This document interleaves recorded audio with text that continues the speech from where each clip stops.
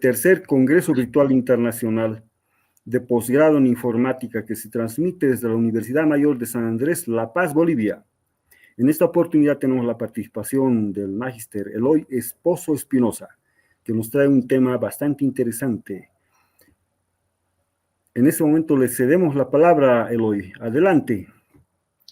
Muchísimas gracias, Edson. Buenas noches a todos. Permítanme presentarme. Mi nombre es Eloy Esposo.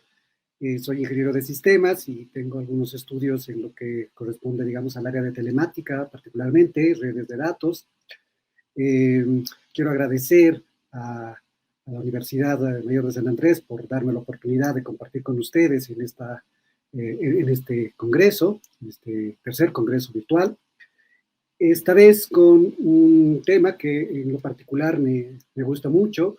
Yo siempre he sido digamos, un apasionado de lo que son las redes de computadoras y de ahí he ido adentrándome en lo que es, digamos, el teletráfico, la calidad de servicio, los mecanismos de caché y llegué a estudiar un poco sobre lo que son los mecanismos de caché en los entornos o en los escenarios de cloud y de cloud computing, que es sobre lo cual vamos a hablar el día de hoy.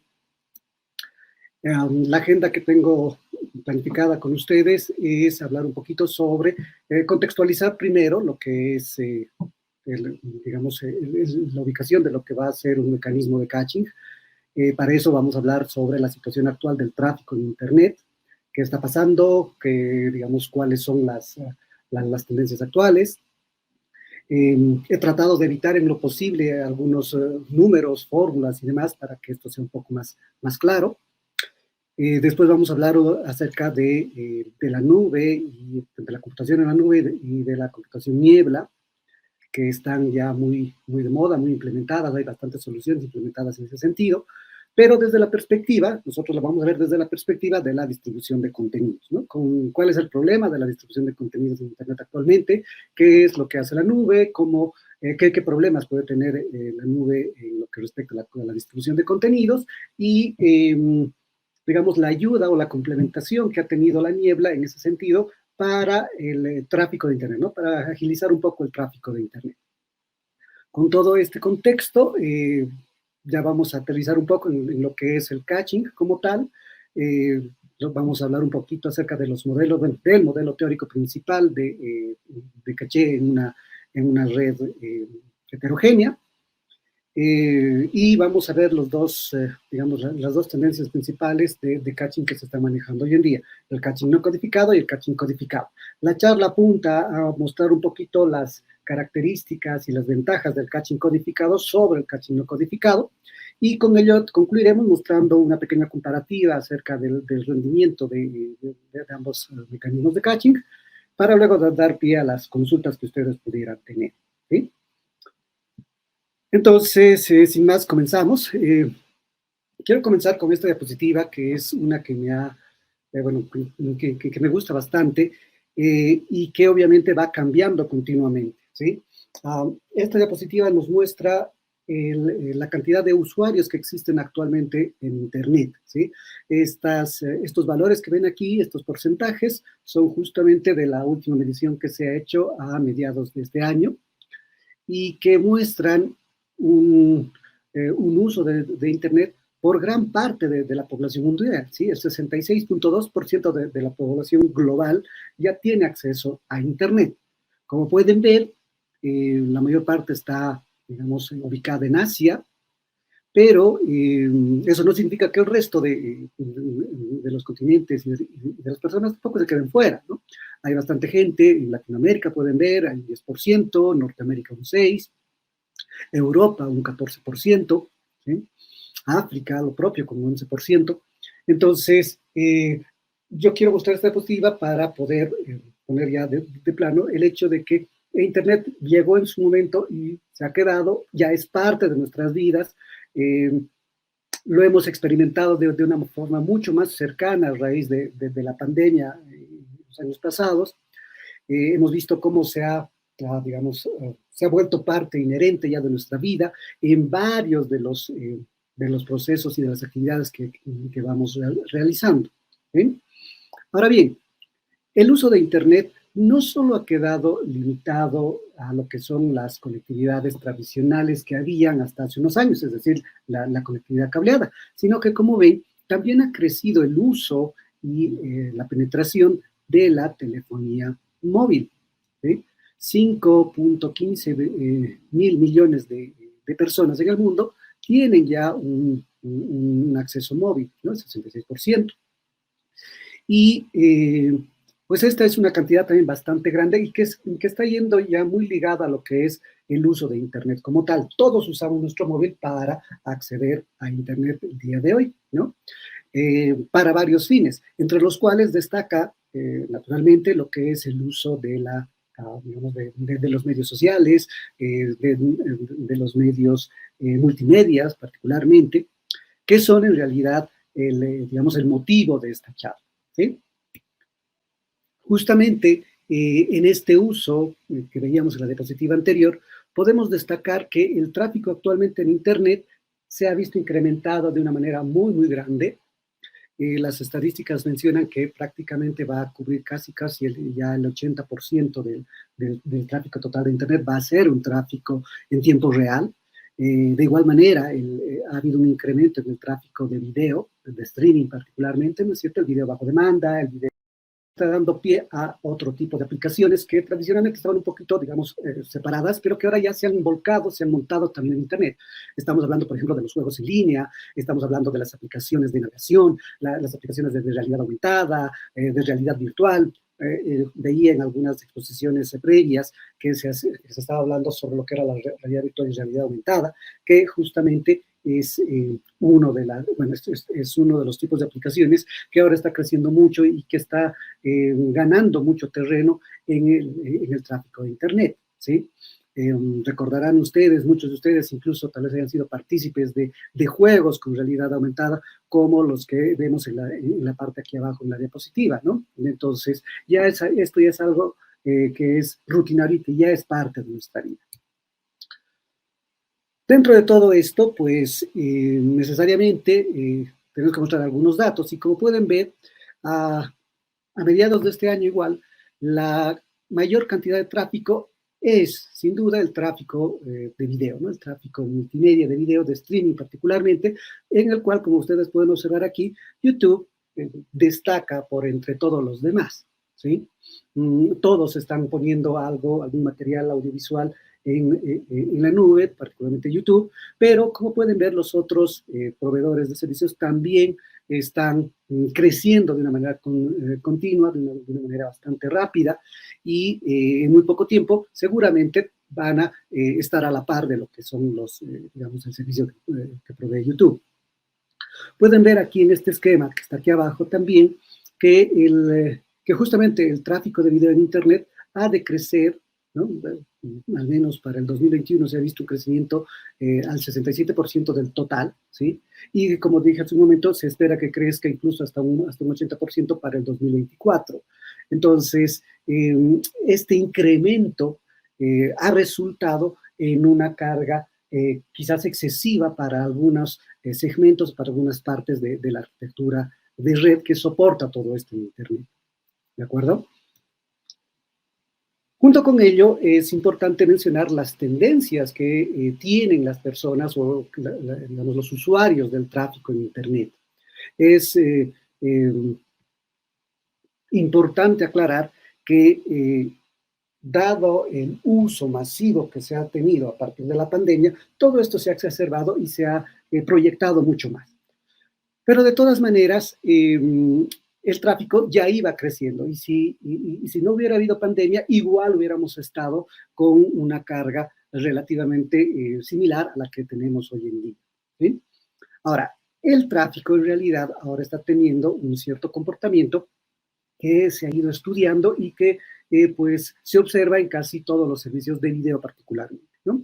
El tráfico es masivo y se espera que sea siempre con altos requerimientos de tiempo real.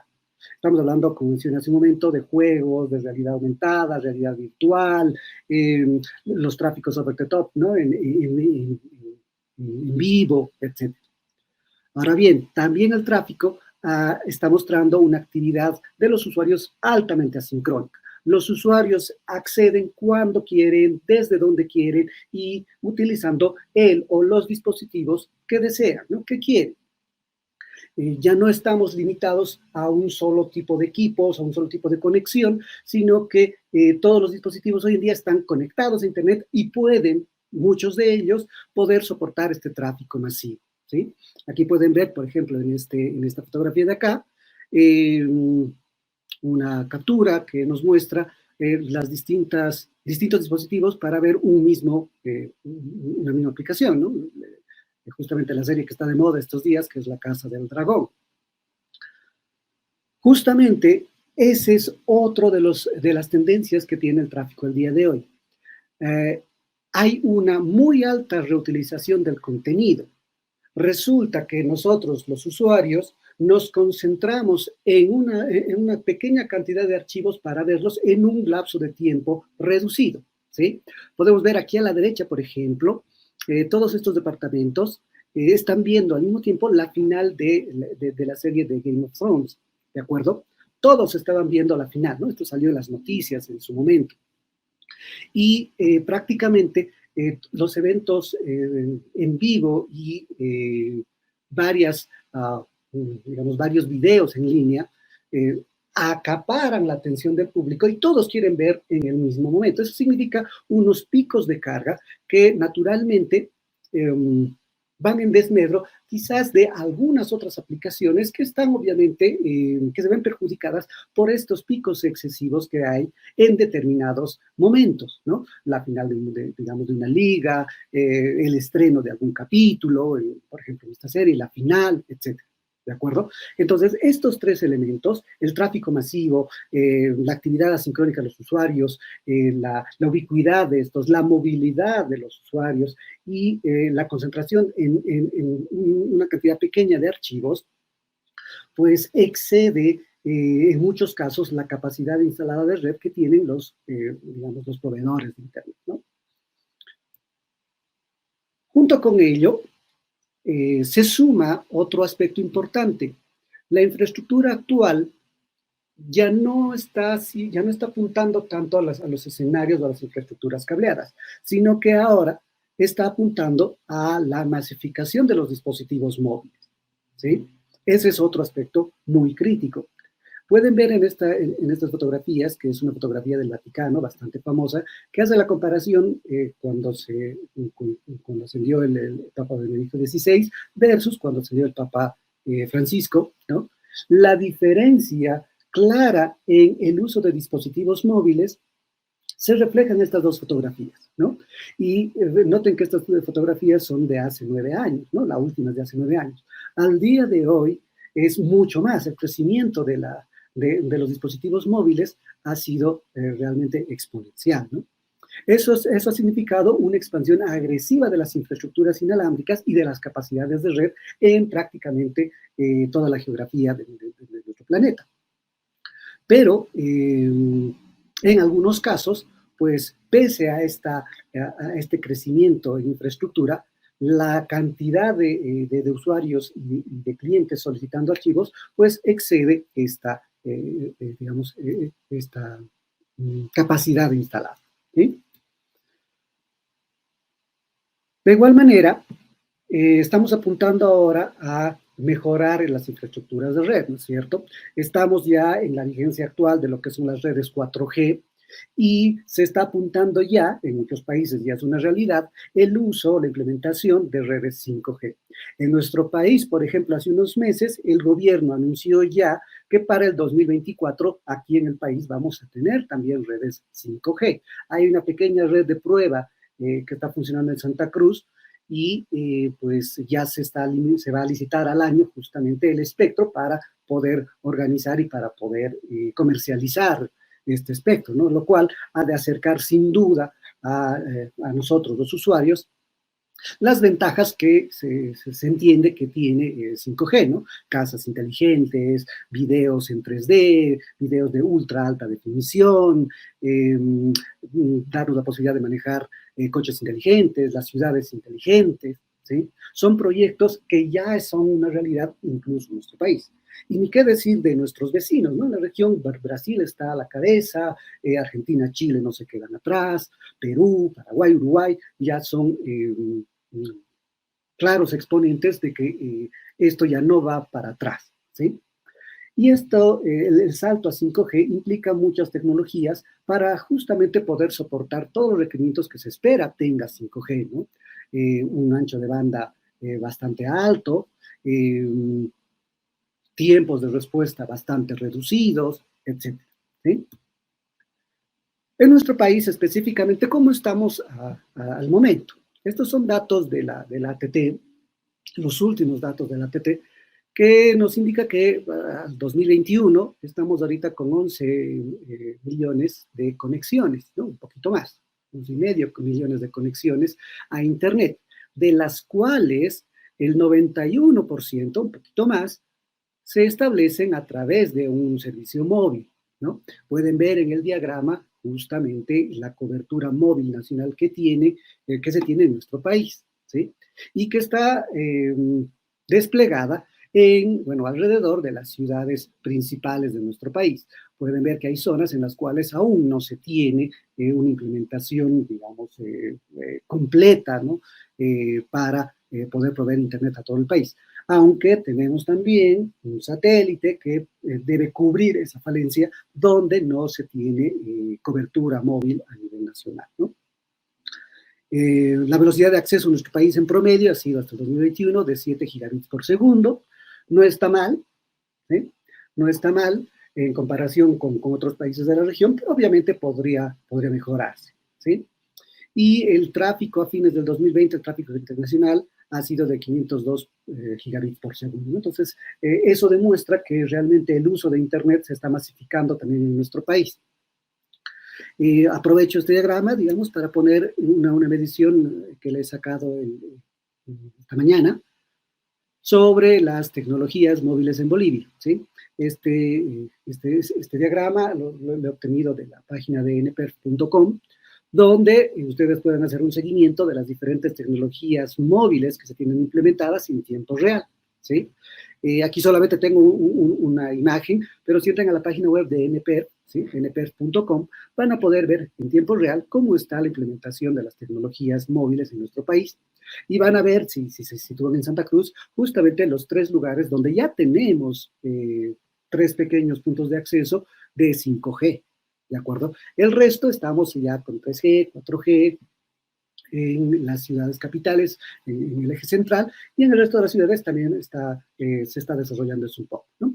Entonces, hasta ahora, ¿qué es lo que hemos visto? Hemos visto que el tráfico en Internet ha explotado, ¿no? Ha crecido demasiado, la red está teniendo problemas para soportar el flujo de ese tráfico, el comportamiento particularmente que tienen los usuarios al momento de ver el tráfico multimedia particularmente, y que además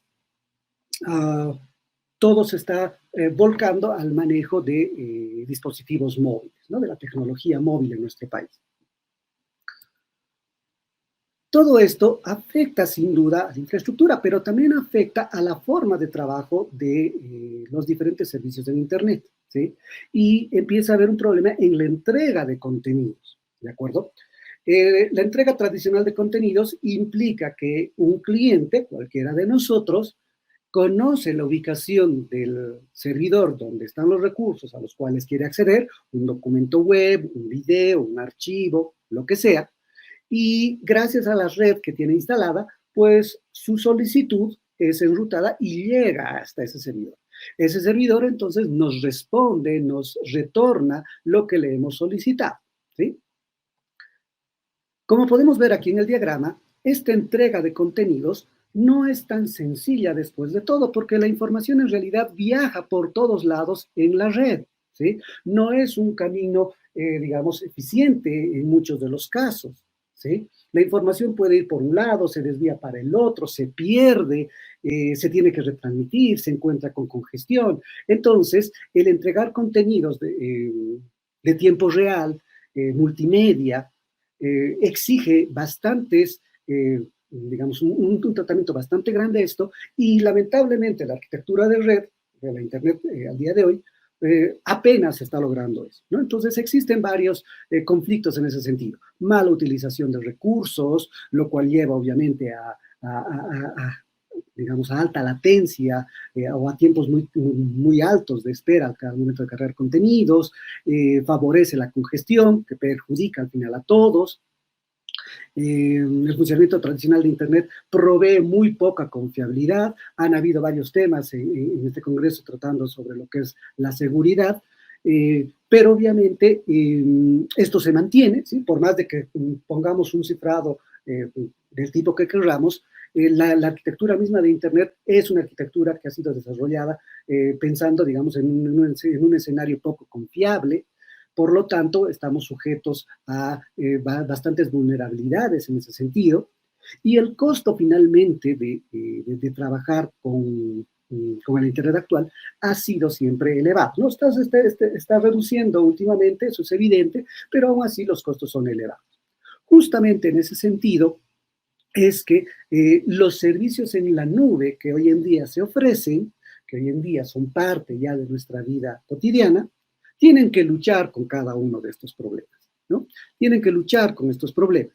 Y una de las alternativas para poder lograr esto ha sido la implementación de sistemas de distribución de contenido, de redes de distribución de contenido, ¿no? Hoy en día se puede entender a la nube justamente como un conjunto de servicios que están montados con la ayuda de servicios de distribución de contenido. ¿Y qué es una red de distribución de contenido? No es nada más que un conjunto de equipos, un conjunto de servidores proxy, que están distribuidos geográficamente de manera estratégica a lo largo del globo para almacenar copias o réplicas de, digamos, un contenido web desde alguna ubicación específica, ¿sí? La idea es de que de esta manera los usuarios no tengan que viajar a solicitar un recurso a un único punto que está en el Internet, para no repetir justamente el problema de entrega que se tiene, sino que se acerquen a un punto de presencia cercano a ellos, donde existe una réplica completa, total, de la información que se encuentra en el servidor principal. Eso favorece los tiempos de carga, favorece la confiabilidad, reduce la congestión, reduce los costos y obviamente favorece sin duda a la misma infraestructura de red, porque ahora la infraestructura de red ya no tiene que cargar con con todo ese tráfico que hubiera cargado en épocas anteriores al tener que enviar todo a un mismo servidor, ¿no? A una misma ubicación. Entonces, las redes de distribución de contenidos, así, en realidad, tratan de disminuir los costos, mantener las tasas de datos o incluso incrementarlas al mismo tiempo que el tráfico se vaya incrementando, ¿no? Es decir, que el incremento de tráfico ya no sea una limitante, ya no sea un problema para esa situación. Sin embargo, pese a todo esto, pese a la implementación de redes de distribución de contenido, que tienen mecanismos bastante interesantes si uno los estudia, existen aún varios retos que se manejan dentro de lo que es la computación en la nube, ¿no? Aquí los he querido reducir en solamente 4, que, digamos, reflejan de manera bien general estos problemas, ¿no? La integración justamente de la computación, de los equipos que están en la nube con los dispositivos móviles ha sido un problema, ¿no? Los dispositivos móviles, por su naturaleza, que se mueven, que son ubicuos, que tienen distintas marcas, distintas características, distintas capacidades, no siempre se adecúan bien a los requisitos y a las características del tráfico que se maneja en las redes de contenido, ¿no? De igual manera, todo el tiempo que se trata de reducir o de ahorrar en el manejo dentro de las redes de distribución de contenido, se ve perjudicado en cierta medida por la infraestructura móvil que se tiene implementada en ciertos lugares. Y esto perjudica a las respuestas en tiempo real que se busca que tengan digamos, los servicios que están en la nube, ¿sí? Esto lleva a que la agilidad de los servicios se vea perjudicada. Muchas veces, si un servicio demora un poco, retrasa servicios que están por detrás y eso obviamente genera costos, genera problemas, genera conflictos en diferentes el uso de las conexiones se hace caro, se hace costoso y es muy lento. Entonces, si bien la nube ha resuelto muchos problemas, aún choca con estos conflictos. Es por eso que ya hace varios años se implementaron varios paradigmas nuevos, varias metodologías nuevas, siendo el fog computing, la computación en la niebla, una de ellas, ¿no? La computación en la niebla establece que delante o por debajo, si quieren, de los equipos que son parte de la nube, se pongan un conjunto de equipos, un conjunto de nodos más cercanos a los usuarios, no tan inteligentes quizás como los grandes servidores que están en la nube, pero que sí puedan realizar trabajos o tareas específicas de manera muy rápida, ¿sí? Y al estar cerca de los usuarios, permitan una interacción bastante ágil con ellos, ¿de acuerdo? Reduciendo la latencia y permitiendo que estos usuarios además puedan integrarse con los servicios en la nube de una manera bastante eficiente. Asimismo, la computación niebla ha permitido que se promocionen o que se favorezcan nuevas formas de comunicación, ¿no? Los equipos entre sí ahora pueden comunicarse de manera más rápida, porque la información de un equipo ya no debe llegar hasta el servidor lejano que está en la nube, sino que es procesado rápidamente en el equipo que está en la capa de la niebla, ¿sí? Y eso ha favorecido enormemente al surgimiento de varias tecnologías. La Internet de las cosas entre ellas, ¿no? La comunicación de máquina a máquina se ha visto muy favorecida con la implementación de la capa de niebla, ¿sí? Algunos autores, además, delante de ella ponen otra capa adicional, que es la capa de borde, ¿sí? Para otros autores, la capa de niebla y la capa de borde son lo mismo. Y hay algunos que además incluyen a los mismos equipos finales como parte de esta infraestructura y les llaman la computación rocío, ¿no? La computación rocío es otro paradigma que utiliza estos equipos como parte de esta infraestructura, permitiendo que entonces todos puedan trabajar dentro de su ámbito, dentro de sus características y aporten con todo lo que tienen al proceso computacional que pudieran estar requiriendo. Entonces, gracias a la computación de la niebla, tenemos en la nube los procesos o los mecanismos centralizados que requieren mucha potencia de procesamiento, mucha capacidad de almacenamiento, pero que son remotos y que tienen mucha latencia, ¿no? Que están muy lejos y que demoran mucho en llegar hasta los usuarios finales. Entonces, la capa intermedia que está aquí permite distribuir muchos de estos procesos, permite bajar la respuesta, los tiempos de respuesta, permite acceder a capacidades o anchos de banda mucho más altos y se pueden personalizar de acuerdo a determinados contextos. Ciertos nodos FOG, por ejemplo, pueden estar de acuerdo a las políticas de una determinada región o de un determinado país, ¿sí? Y al final eso también favorece incluso a procesos de seguridad, de privacidad, etc. Entonces, la integración entre la niebla aquí abajo y la nube aquí arriba permite que podamos implementar una gran cantidad de servicios, ¿de acuerdo? Tanto nuevos como fortalecer los servicios actuales. Sin embargo, pese a todo esto, sigue habiendo un problema cuando se trata de distribución de contenidos, de algunos tipos de contenidos, ¿no? Me voy a permitir aquí, por ejemplo, mencionar que cuando estudiamos las redes de distribución de contenido, trabajamos con dos tipos de contenidos. Los contenidos descargables, ¿no? Digamos un archivo, un instalador, que lo descargo a mi máquina para implementar en mi máquina, y los contenidos que están en línea, los que están en flujo, los streamable, ¿de acuerdo? Los streams, que no se descargan, sino que llegan a mi equipo y que se procesan inmediatamente en la memoria de este equipo, ¿no? Entonces, esos son procesos distintos, ¿sí? Particularmente para estos últimos, el consumo o la cantidad de usuarios que consumen la red se vuelve un conflicto, ¿sí?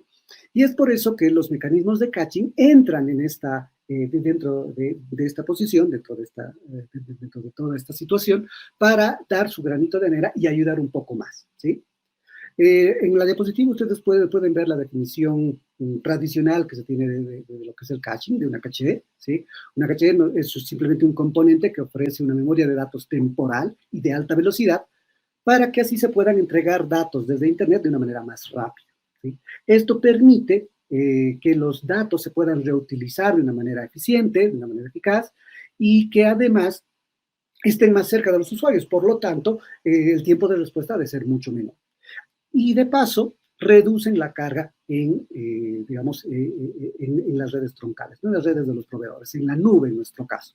Pueden ver aquí, por ejemplo, que una red sin caché, por cada usuario que quiera hacer una consulta, esa consulta llega a la red, llega a Internet, llega a la nube, y obviamente cada uno de esos usuarios representa una consulta diferente y todos consumen los recursos y al final se van a perjudicar entre sí.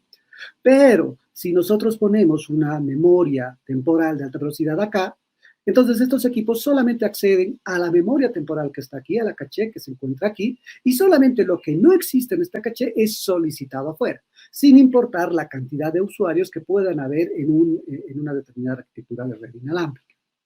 ¿Sí? Entonces, gracias a esto, el consumo de ciertos servicios, el consumo de ciertas aplicaciones, pues se ve favorecido. ¿Sí?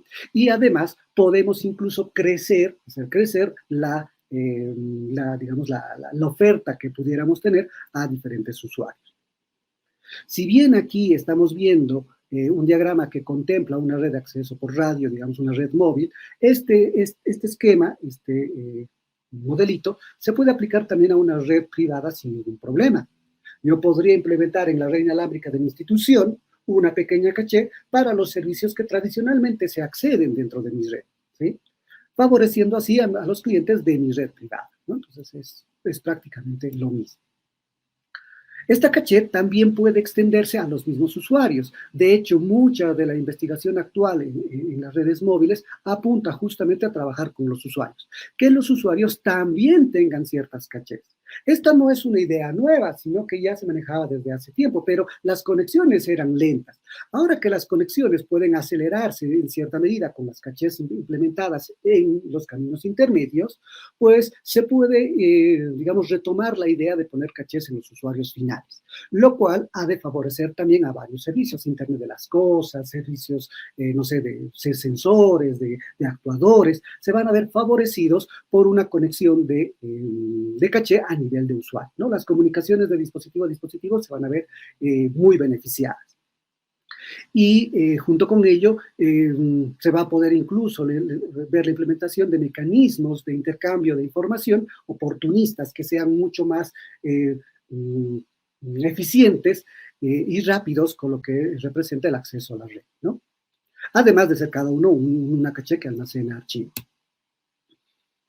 Con todo esto, entonces, si lo aplicamos ya al modelo de nube, niebla, los mecanismos de caching apuntan a convertir los puntos de acceso a las estaciones base, ya sea de redes inalámbricas o de redes móviles o de redes de radio, en nodos auxiliares que van a almacenar en su pequeña memoria caché rápida los archivos más populares que son atendidos o que son solicitados dentro de su área de cobertura, ¿sí? De forma localizada.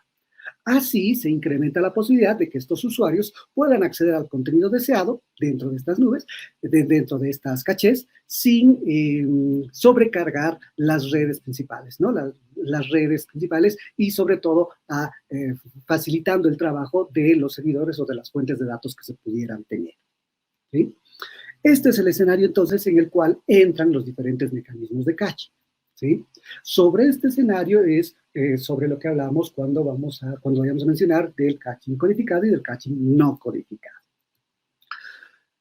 Ahora, ¿por qué se hace todo esto? Porque el caching también está sufriendo ciertos cambios debido de nuevo a varias circunstancias. El tráfico de video está creciendo, mencionábamos que es ya más del 80%, ¿sí? La diversidad de equipos también está creciendo, lo cual hace necesario también agregar una mayor cantidad de dispositivos de caché.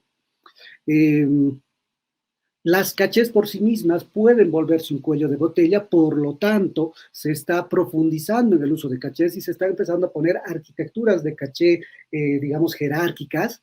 Ya no es una conexión donde solamente hay una única caché, sino varias cachés, de manera que se pueda reducir la latencia, sobre todo con 5G, a lo que se espera que tenga 5G, ¿no?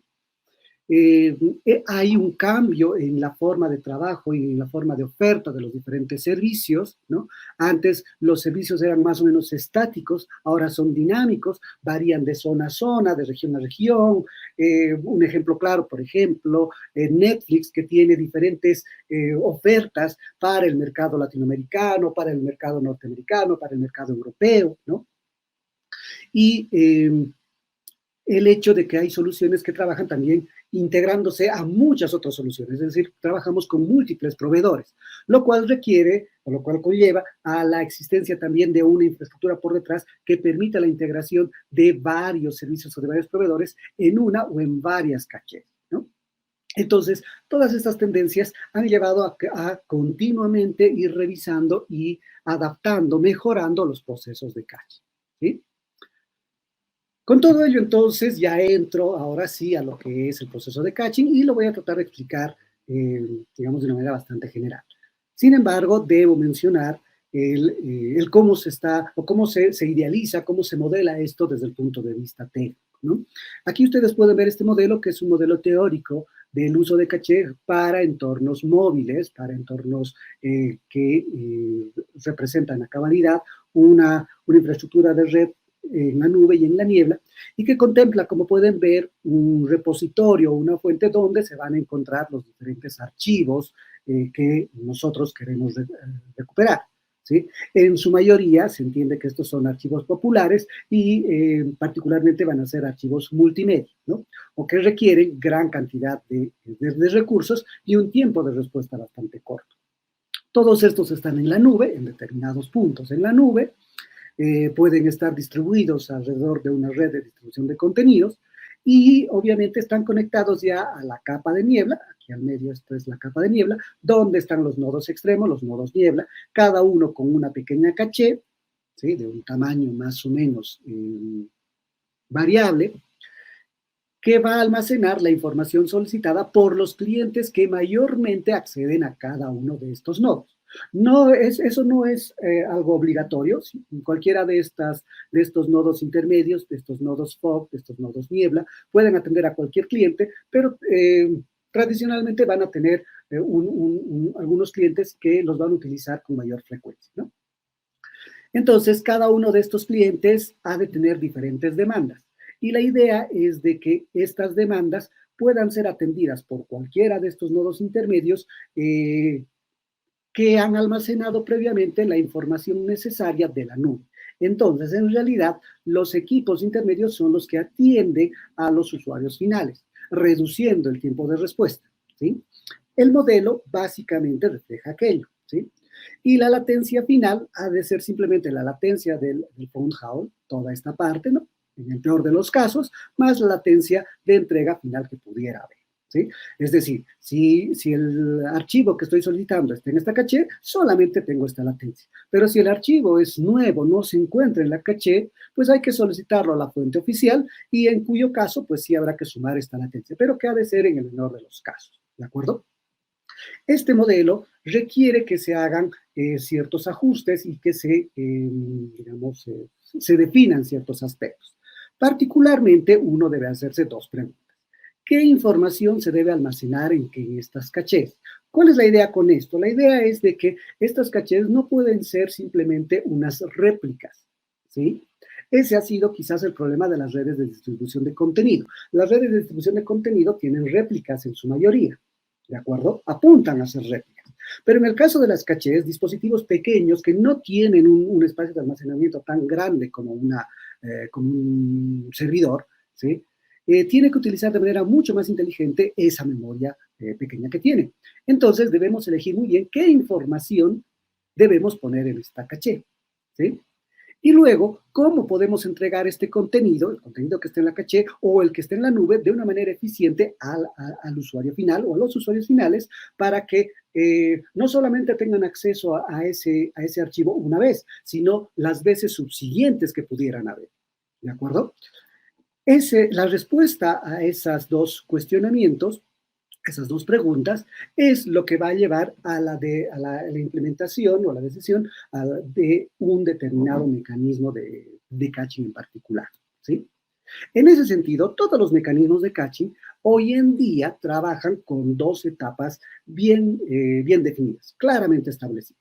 Se tiene la primera etapa, que se llama etapa de colocación, en la cual se aprovechan los tiempos muertos de la red, los tiempos en los cuales no hay mucho tráfico, ¿sí? Podrían ser, por ejemplo, las madrugadas, donde la mayor parte de los usuarios no acceden a la red o no utilizan los recursos de la red, ¿sí?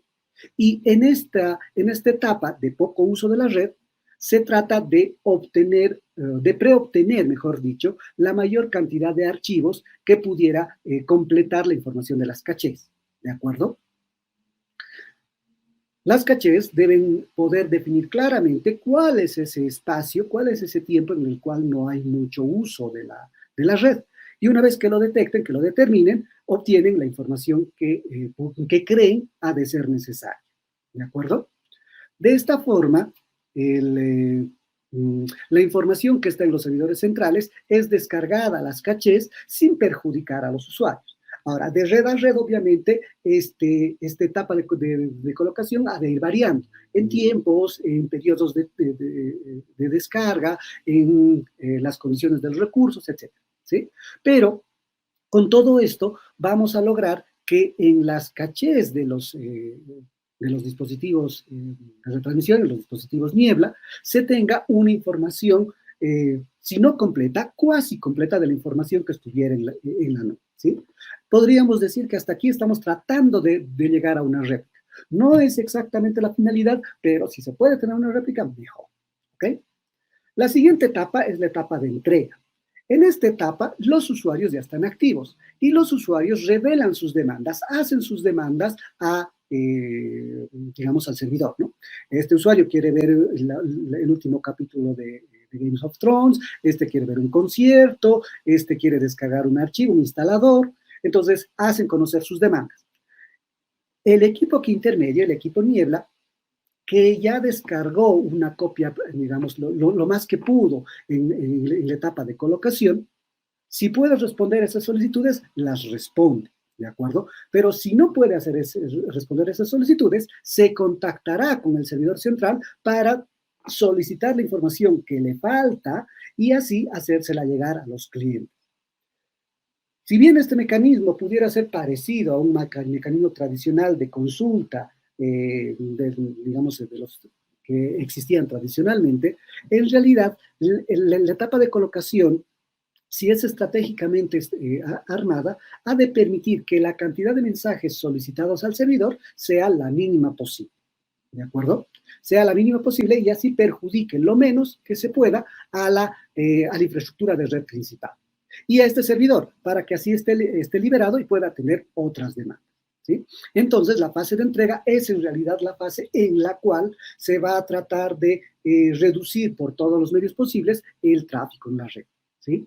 Naturalmente, esta etapa está condicionada al estado de la caché que se tenga en ese momento, así como las condiciones del canal de red. ¿De acuerdo? Todos los mecanismos de caché, como mencionaba hace un momento, trabajan sobre esa línea, trabajan sobre esa forma de trabajo actualmente. Ahora, mencionaba hace un momento que se tienen dos líneas principales aquí, el caching no codificado y el caching codificado. El caching no codificado agrupa todos aquellos esquemas en los cuales el canal de transmisión está compuesto por los paquetes que pertenecen al mismo archivo. ¿Qué significa esto? Que yo solicito, ya sea a la caché o al servidor, un conjunto de archivos y esos archivos son los que me son enviados desde el servidor, ¿sí? Hay varios esquemas, aquí están algunos cuantos, que tienen un comportamiento más o menos como el que ven aquí, ¿de acuerdo? A medida que el tamaño de la caché es más grande, pues el tiempo de carga, ¿sí?, se ve favorecido, ¿no? Se ve reducido, ¿no? Y eso es lo que queremos. Ahora, ¿qué significa que sea un mecanismo de caching no codificado? Lo vamos a tratar de explicar de la siguiente manera. Supongamos que tenemos en el servidor central, aquí, dos archivos y que tenemos dos cachés, ¿de acuerdo? Entonces, en el proceso de colocación, solicitamos una porción, una parte, en este caso la mitad, de estos archivos y los almacenamos en nuestras cachés locales, ¿de acuerdo? Eso se ha hecho en una etapa en la cual no hay mucho usuario, entonces el uso de la red se aprovecha en esos tiempos muertos. Llega la etapa de entrega, entonces cada usuario hace su petición. Como pueden ver aquí, las cachés locales tienen una parte de los archivos. Puede que no sea ninguna de las partes que está solicitando el usuario final, pero también puede que con suerte sí sean alguna parte que sí está utilizando que sí está solicitando el usuario final. En todo caso, el usuario hace su petición y esas peticiones son enviadas primero a la caché local, que si puede responde con lo que tiene, ¿sí? Con la fracción o con las partes que tiene del archivo solicitado, y lo que no se tenga es enviado al servidor, es solicitado al servidor, y el servidor lo envía de manera, digamos, unívoca, ¿no? De manera unicast. Envía un paquete especialmente destinado a este cliente con el pedazo que ha solicitado. Este usuario solicitó, digamos, el paquete verde y azul, de la caché obtiene el verde y del servidor obtiene el pedazo azul. Este otro usuario ha solicitado el archivo rojo con amarillo.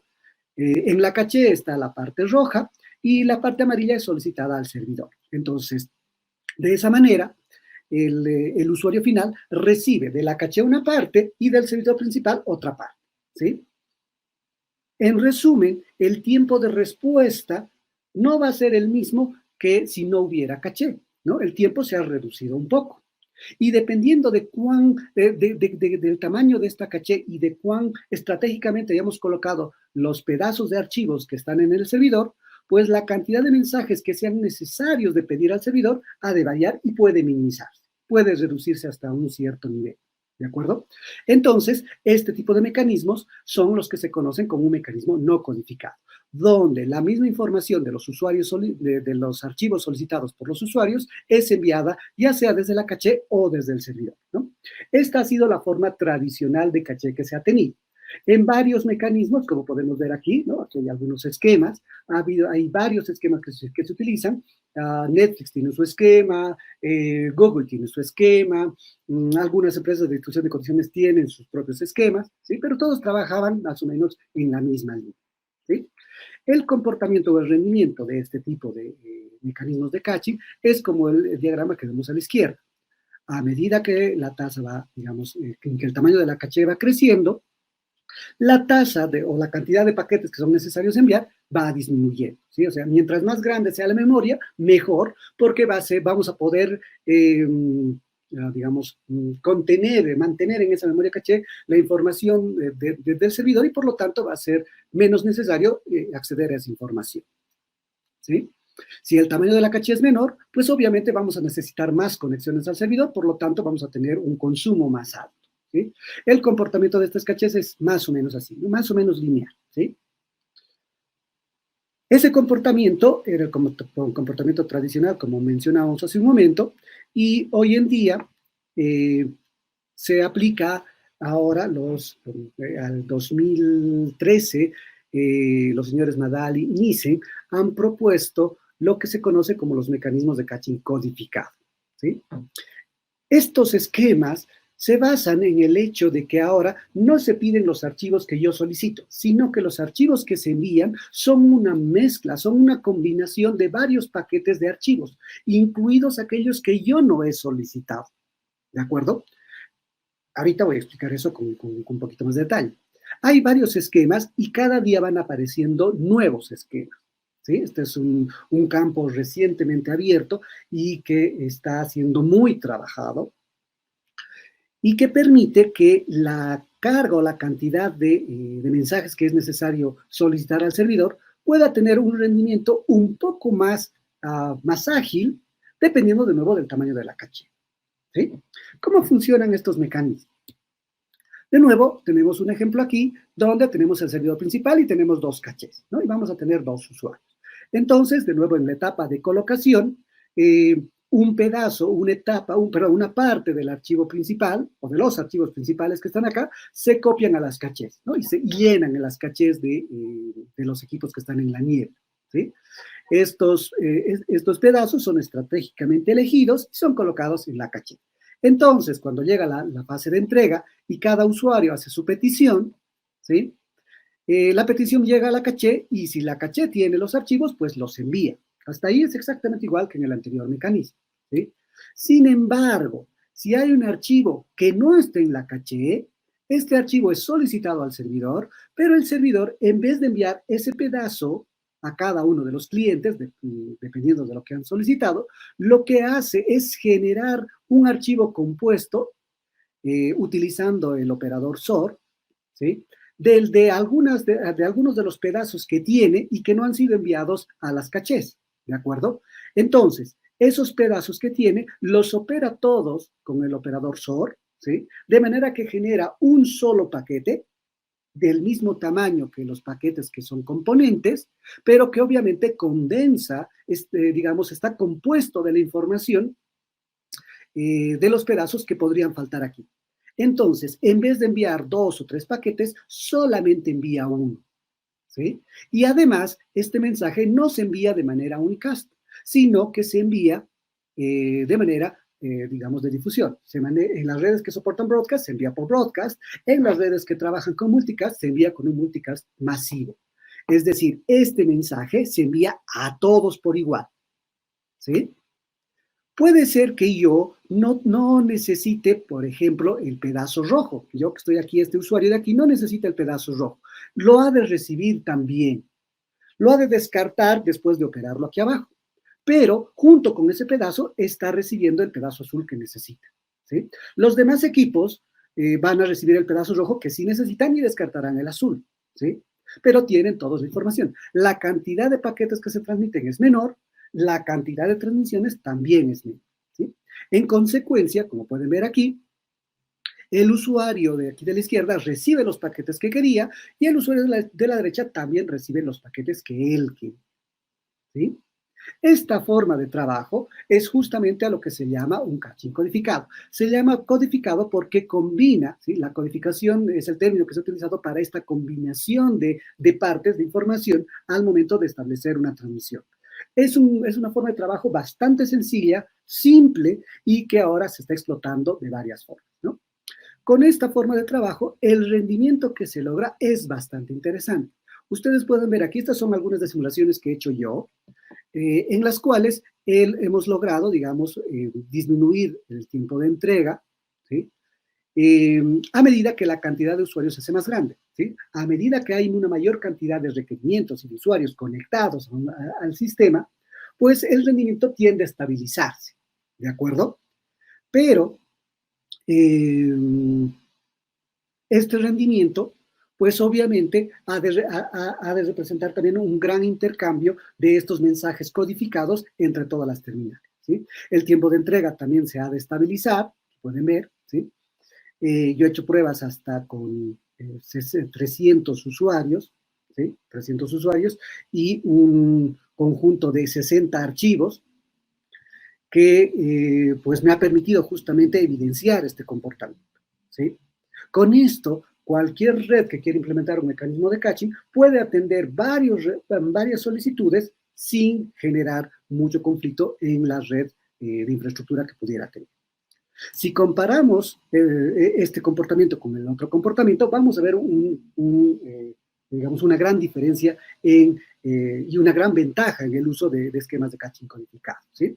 Ahora bien, este esquema, básicamente, estos resultados se van a repetir, pero se pueden optimizar cambiando un poco la estructura misma de los procesos de caching, ¿sí? Si bien el proceso de caching ha partido como algo como esto, ¿sí? Donde está el servidor y están las distintas cachés, ¿sí? Es el ejemplo que les he expuesto hace un momento. Esto ha ido desarrollándose mucho más y se han establecido, por ejemplo, cachés que tienen o que dependen a su vez de otras cachés, es decir, un esquema caché de múltiples niveles, ¿de acuerdo? Donde además se pueden utilizar pequeños conjuntos de cachés para agrupar tráfico, ¿sí? Se pueden utilizar múltiples servidores para tener múltiples cachés alimentando a los usuarios de una manera concurrente, o tener varios puntos fuente para alimentar a las cachés, ¿no? Hoy en día se está trabajando en todos estos esquemas y es de ahí que surgen, por ejemplo, todos estos esquemas, ¿no? Hay muchos más, por supuesto.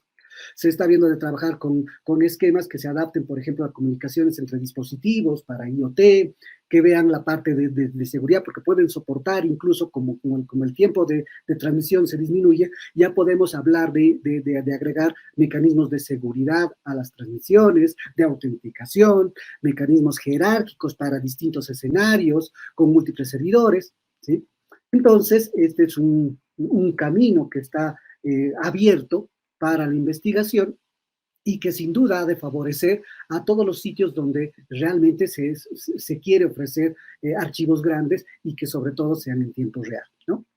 Si los comparamos, como mencionamos hace un momento, ¿sí? Y con esto quiero acabar, ustedes pueden ver aquí, este es el esquema, digamos, básico, los mecanismos de caching no codificado tienen este rendimiento y los mecanismos de caching codificado tienen este otro rendimiento, que favorece, como pueden observar, digamos, el uso de la red, ¿sí? Significa que si tenemos una cantidad de usuarios más grande y una caché más grande, la cantidad de intercambio de tráfico, el uso de la red ha de ir disminuyendo, ¿sí? Y jugando con algunos parámetros, que es lo que, por ejemplo, yo estoy haciendo ahora, se pueden tener comportamientos incluso que pueden optimizarse aún más, ¿sí? Aquí a la derecha vemos un gráfico que nos muestra la comparativa entre esquemas codificados, el rojo y el azul que ven aquí, ¿sí? Con esquemas codificados combinados en esquemas múltiples. Un esquema múltiple es como el esquema que vemos aquí, diferentes cachés puestas unas detrás de otras.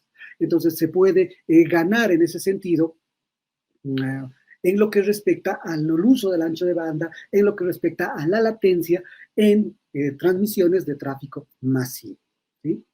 Eso es en realidad lo que yo quería compartir con ustedes sobre los mecanismos de caching, sobre todo los mecanismos de caching codificado.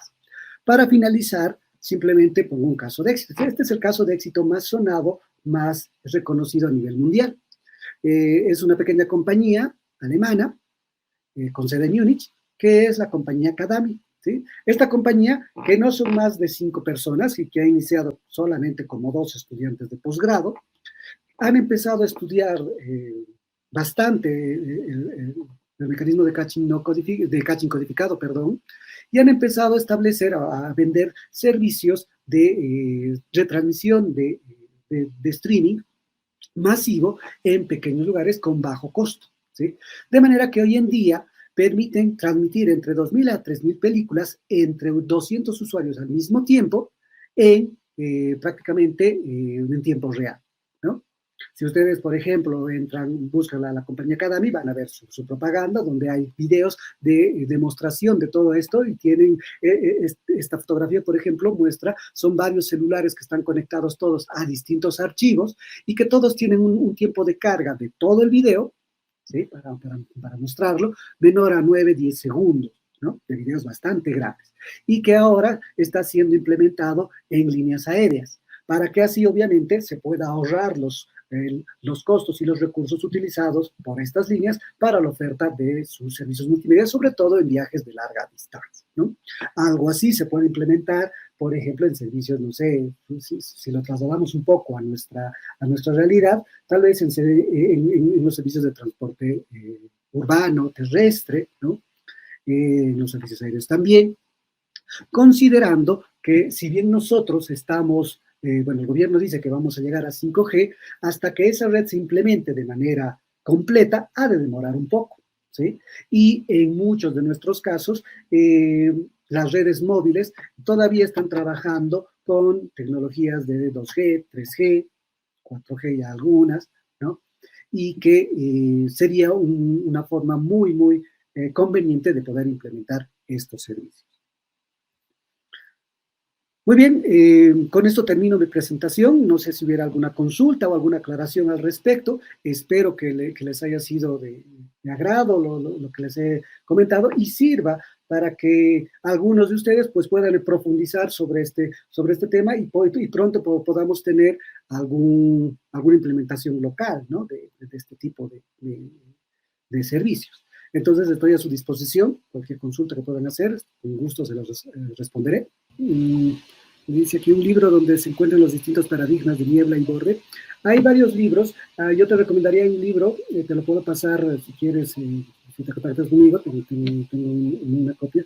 Es un libro que habla justamente sobre las redes 5G y la implementación para dispositivos IoT. Se llama 5G IoT del usuario Kelly, si mal no recuerdo, que te va a dar información y luces justamente bien aplicables, con ejemplos bien claros, sobre el uso de las tecnologías de nube y niebla implementadas sobre tecnologías 5G. ¿Sí? De todas formas, aquí les adjunto, les pongo algunos de los papers, de los artículos, digamos, más leídos sobre esta temática, ¿no? Que, bueno, he tratado de ser lo más amplio en este sentido, de manera que pueda servir a todos, ¿no? Entonces, ahí hay algunos papers que tocan la parte móvil, la parte de 2D para sistemas de IoT, la parte de seguridad, la parte de infraestructura, la parte de almacenamiento. Entonces, alguno de estos artículos estoy seguro de que te va a servir bastante. Dice, ¿existe algún estudio sobre las señales de transmisión y sus efectos en el ser humano? Hay bastantes, ¿no? En realidad, el uso del espectro radioeléctrico ha sido bastante debatido y hay bastantes posiciones y bastantes estudios que, digamos, que fortalecen o que refutan varias de estas posiciones y que, pues, digamos, apoyan, ¿no? Y favorecen mucho la opinión y la cultura que debemos tener. En lo particular, no me quisiera meter mucho, no quisiera tomar una posición en ese sentido, pero sí sobre estos, creo que lo que se debe mencionar y lo que, digamos, los entendidos no van a dejar mentir, es que estos efectos en la mayoría de los casos son mínimos y para que se acepte el uso de algún sistema de radiocomunicación, pues se deben cumplir ciertas normativas, se deben cumplir ciertos lineamientos, entre los cuales uno de los más importantes es justamente la salud humana, ¿no? Nuestra legislación tiene varios, o sea, tiene un punteo de varios de estas regulaciones que evitan, para aquellos que son muy susceptibles, incluso, digamos, evitan la implementación de ciertos sistemas de telecomunicaciones en determinados entornos, ¿no? Y justamente la ATT y el gobierno se encargan de controlar y de monitorear este tipo de elementos. Entonces, yo te sugeriría, por ejemplo, revisar la normativa de la ATT y vas a encontrar toda la información que se ha hecho en ese sentido, ¿no?